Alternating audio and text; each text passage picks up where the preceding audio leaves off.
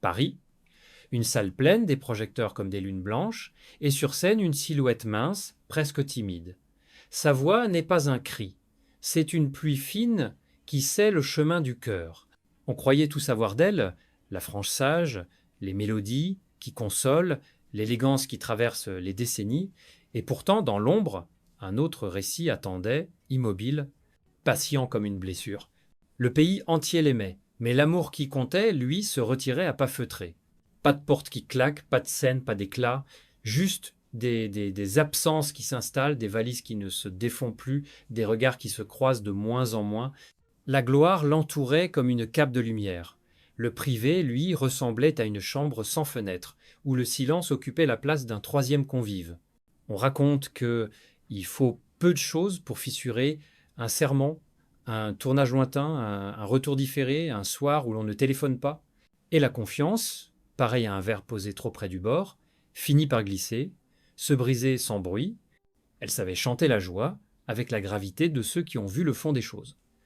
Dans ses refrains, la douceur avait toujours un bord tranchant. Était-ce un pressentiment? Ou bien l'art ne fait-il que révéler ce que la vie cache avec application? Aimer, c'est consentir à l'injustice du partage, écrira quelqu'un. Chez elle, le partage devint un déséquilibre, puis une pente, puis une chute où l'on tombe à deux, mais pas ensemble. Comment un amour célébré, rêvé, désiré par des millions, a-t-il pu, dans le huis clos du quotidien, se muer en solitude organisée? Comment la femme la plus regardée de France a-t-elle appris à disparaître dans ses propres coulisses? Pour le comprendre, il faut remonter aux origines. L'enfant d'après-guerre, la timidité comme armure, les mots murmurés pour ne pas déranger, et ce besoin obstiné de douceur qui un jour la rendra vulnérable. Mais pour comprendre, il faut commencer par le passé. Françoise Hardy naît le 17 janvier 1944 dans un Paris encore sous l'occupation. Dehors, la ville vit au rythme des sirènes et des coupures d'électricité. Dedans, dans une petite chambre, une mère célibataire met au monde une enfant frêle. Le père, un homme marié, absent, qui ne viendra que rarement.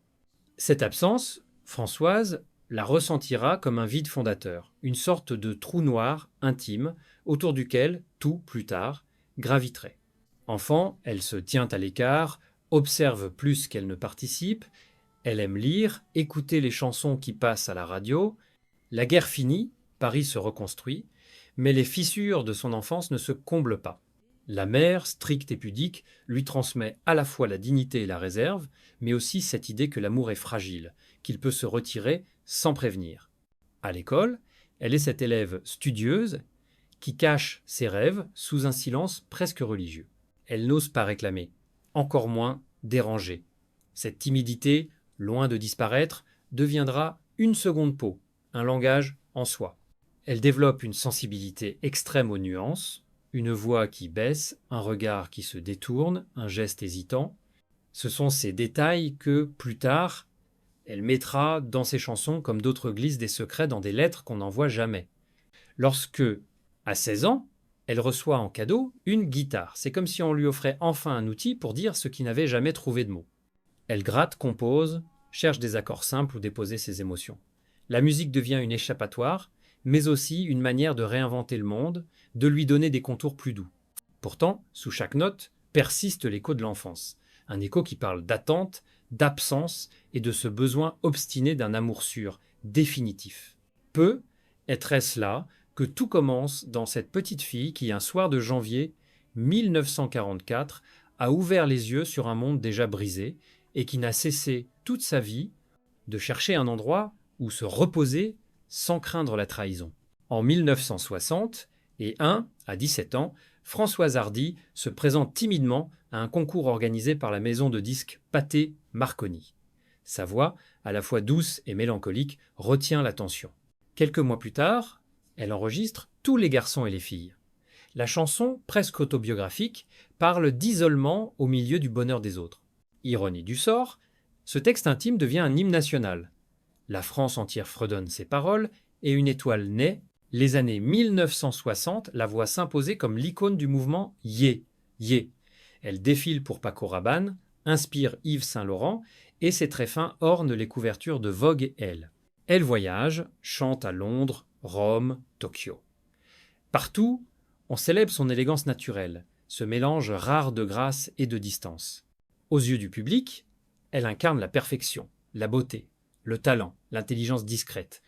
Pourtant, derrière les flashs, une autre réalité se dessine. Françoise n'aime ni la foule, ni les mondanités. Les interviews la fatiguent, les séances photos l'ennuient. Chaque prestation publique est pour elle une mise à l'épreuve. Elle avouera plus tard n'avoir jamais trouvé dans la célébrité la chaleur qu'elle cherchait.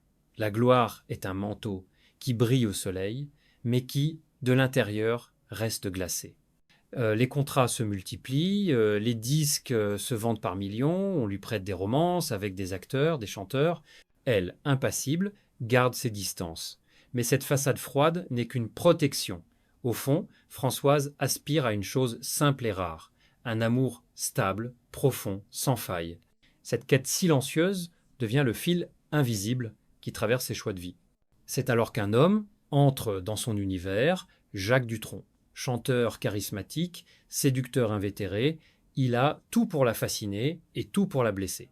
Ce croisement de deux trajectoires, l'une en quête d'ancrage, l'autre faite de vent contraire, va sceller un destin où l'ivresse et la désillusion se tiendront la main. Ils se rencontrent au milieu des années 1960, dans cet univers clos où tout le monde se connaît et où les studios d'enregistrement ressemblent à des salons privés.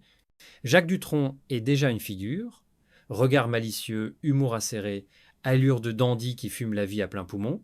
Françoise, elle, est au sommet. Icône, yéyé, silhouette insaisissable. Leur premier échange n'est pas une fulgurance hollywoodienne, mais une curiosité réciproque. Lui, fasciné par cette beauté distante, elle, intriguée par ce charme indompté qui semble n'obéir à aucune règle. Très vite, ils deviennent un couple à part. Ensemble, ils forment un duo mythique, elle, la discrète, l'élégance glacée, lui, l'exubérant, l'esprit frondeur. Les photographes adorent ce contraste. Le public se passionne pour leur histoire. Pourtant, derrière les images, la mécanique intime est plus fragile. Françoise cherche la constance, Jacques cultive l'imprévu. Leur vie commune est un patchwork de moments suspendus et de longues absences. Dutronc aime la Corse, où il passe des mois, loin de Paris. Françoise reste dans la capitale, prisonnière volontaire de ses habitudes et de son travail. Cette distance, au début exotique, devient peu à peu une frontière. On se retrouve, on se quitte, on se revoit. Entre-temps, des rumeurs circulent, certaines vraies, d'autres inventées, des liaisons prêtées à Jacques, parfois confirmées, souvent démenties. Françoise, fidèle à sa nature, encaisse en silence. Elle ne claque pas de porte, ne hurle pas, elle intériorise, transforme ses blessures en chansons. Dans certains textes, les mots semblent adressés à un amour qui s'effiloche. Comment te dire adieu? Message personnel. Comme si chaque refrain était une lettre codée adressée à celui qui ne la lit pas. Les signaux d'alarme sont là, soirée trop longue, appels qui ne viennent pas, confidences mal dissimulées. Mais Françoise ne veut pas renoncer. Elle croit, ou veut croire, qu'il y a, derrière les écarts, une loyauté plus profonde, une fidélité invisible. Cette croyance devient sa chaîne. En 1981, ils officialisent leur union. Pas de grand mariage médiatisé, mais une formalité presque symbolique. Quelques années plus tard, leur fils Thomas naît. On pourrait croire que cette naissance soude le couple. En réalité, elle fige un équilibre déjà bancal. Françoise s'ancre dans la maternité. Jacques continue de naviguer au gré des vents. Peu à peu, l'amour passionnel se mue en cohabitation paradoxale. Deux êtres liés par l'histoire et par un enfant, mais séparés par des modes de vie incompatibles. Ce n'est pas une rupture franche, mais un lent effritement, comme une photographie qui perd ses couleurs au soleil. Pour le public, il reste un couple légendaire. Pour Françoise, la légende se vit dans une solitude quotidienne. Et c'est dans cette solitude que germe la suite. Le moment où le décor se fissurera, où la façade dorée laissera apparaître la rouille. La fissure, longtemps invisible aux yeux du grand public, se transforme un jour en crevasse. Les années 1990 s'avancent et Jacques Dutronc vit de plus en plus souvent loin de Paris, sur l'île de Beauté. La presse People s'en amuse. Elle parle d'un couple géographiquement libre, comme si l'amour pouvait se mesurer en kilomètres. Mais derrière ces formules légères se cache une vérité plus douloureuse. Les magazines à sensation publient des photos volées, Dutronc en terrasse, riant avec une jeune femme qui n'est pas Françoise. Les journalistes flairent un filon, multiplient les allusions. Les proches murmurent ce que l'intéressait, c'est déjà que l'homme qu'elle aime mène ailleurs une vie parallèle. Pas de scène violente, pas d'éclat public, la trahison chez eux prend la forme feutrée d'une absence assumée. Pour Françoise, c'est une épreuve intime et sourde. Dans ses rares interviews, elle laisse filtrer des phrases sibyllines, comme des éclats de miroir. Il y a des fidélités qui ne se ressemblent pas. Chacun vit comme il l'entend. Le sourire est mesuré, la voix reste douce, mais les mots portent le poids d'une lassitude irrévocable. Elle continue d'enregistrer, mais à un rythme ralenti. La musique devient moins un métier qu'un refuge. Dans certaines chansons, les auditeurs les plus attentifs entendent des adieux voilés, des confidences déguisées. C'est pas seulement la fin d'un couple, c'est la fin d'une certaine croyance en l'amour comme abri. Le point culminant arrive lorsque Dutronc, dans un entretien, parle ouvertement de ses relations ailleurs, sans détour ni gêne apparente. Pour Françoise, c'est une confirmation publique de ce qu'elle avait toujours laissé dans le domaine du privé. Les mots, cette fois, ne peuvent plus être ignorés. La douleur prend un visage définitif. Et pourtant, ils ne divorcent pas. Ils restent liés par un fil étrange, fait d'histoires communes, de tendresse résiduelle et surtout de leur fils Thomas. Cette cohabitation affective est à la fois un réconfort et une prison. Chacun continue sa route, lui sur les routes de concert ou dans la douceur corse, elle dans un Paris feutré, écrivant, composant, se battant déjà contre la maladie qui viendra bientôt occuper le centre de sa vie. La tragédie, ici, n'est pas un éclat dramatique, mais une lente érosion. Un amour célébré par des millions se dissout dans l'indifférence polie et les rendez-vous manqués. Ce qui avait commencé comme une rencontre de deux étoiles se termine comme deux astres en orbite séparés, visibles l'un à l'autre, mais irrémédiablement éloignés. Dans la lumière des projecteurs, on continue de les associer. Mais dans l'ombre, Françoise vit désormais seule avec ce paradoxe, aimer encore celui qui a cessé d'être son port d'attache. Et cette solitude, elle la portera jusqu'au bout, comme une note tenue qui ne trouve jamais sa résolution. Il n'y aura jamais de tribunal, pas de bataille juridique, pas de divorce officiel. La séparation entre Françoise Hardy et Jacques Dutronc se fera dans cette zone grise où l'amour et l'amitié se confondent, où les liens ne se rompent pas, mais se distendent jusqu'à devenir presque transparents. Aux yeux de l'état civil, ils restent mari et femme. Aux yeux de leurs proches, ils vivent depuis longtemps des vies parallèles. Pour les médias, cette ambiguïté est une aubaine. Chaque apparition publique de l'un ou de l'autre, chaque déclaration sibylline alimente un feuilleton silencieux. Mais Françoise ne joue pas le jeu. Elle refuse les confidences faciles, se protège derrière une réserve presque aristocratique. Ses rares mots sur Jacques sont teintés de bienveillance, comme si la rancune lui était étrangère, ou comme si elle avait compris que la colère ne rend rien. Sa vie prend un autre cap. Elle publie des livres, écrit des chroniques, enregistre encore quelques albums, mais c'est la maladie qui peu à peu occupe le devant de la scène. Un cancer du système lymphatique, diagnostiqué à la fin des années 2000, l'a conduit à des traitements lourds. Elle parle parfois de ses souffrances physiques avec une franchise désarmante, mais toujours sans pathos. La douleur devient, chez elle, un sujet de réflexion presque philosophique. Dans le même temps, Dutronc continue ses tournées, parfois avec leur fils Thomas, devenu musicien reconnu. Ce fils est le point fixe, la ligne claire, au milieu de leur trajectoire dispersée. Il incarne cette part d'eux qui reste indissoluble. Pour le public, le mythe Hardy Dutronc persiste, figé dans les photos sépia des années glorieuses. Mais derrière la légende, Françoise vit avec un corps affaibli et un cœur qui, malgré tout, ne s'est jamais vraiment détaché. En juin 2024, lorsque sa disparition est annoncée, c'est une onde de choc. Les hommages affluent et Jacques Dutronc, dans une sobriété rare, exprime sa peine. Même dans la mort, il reste lié aux yeux du monde. La conséquence ultime de leur histoire n'est pas un scandale éclatant, mais cette empreinte douce amère, celle d'un amour qui n'a jamais cessé d'exister, mais qui n'a jamais su offrir à l'un ce dont il avait besoin. Françoise Hardy laisse derrière elle bien plus qu'un répertoire. Elle laisse une empreinte. Sa voix, à la fois fragile et déterminée, reste gravée dans la mémoire collective comme un écho de l'adolescence, de l'amour perdu, des promesses qu'on ne tient pas.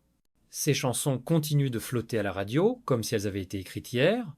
Son héritage est aussi celui d'une certaine idée de la féminité, élégante, discrète, indépendante, dans un monde où il fallait souvent crier pour exister.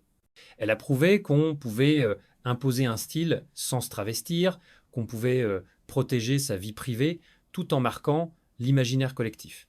L'histoire avec Jacques Dutronc, longtemps commentée, reste une composante de cette légende. Pour certains, elle incarne la fidélité obstinée, pour d'autres, la preuve que l'amour peut survivre à la trahison sous des formes inattendues. Mais au-delà du couple, c'est la trajectoire d'une femme qui compte, celle d'une artiste, qui a transformé ses blessures en art, ses silences en mélodie.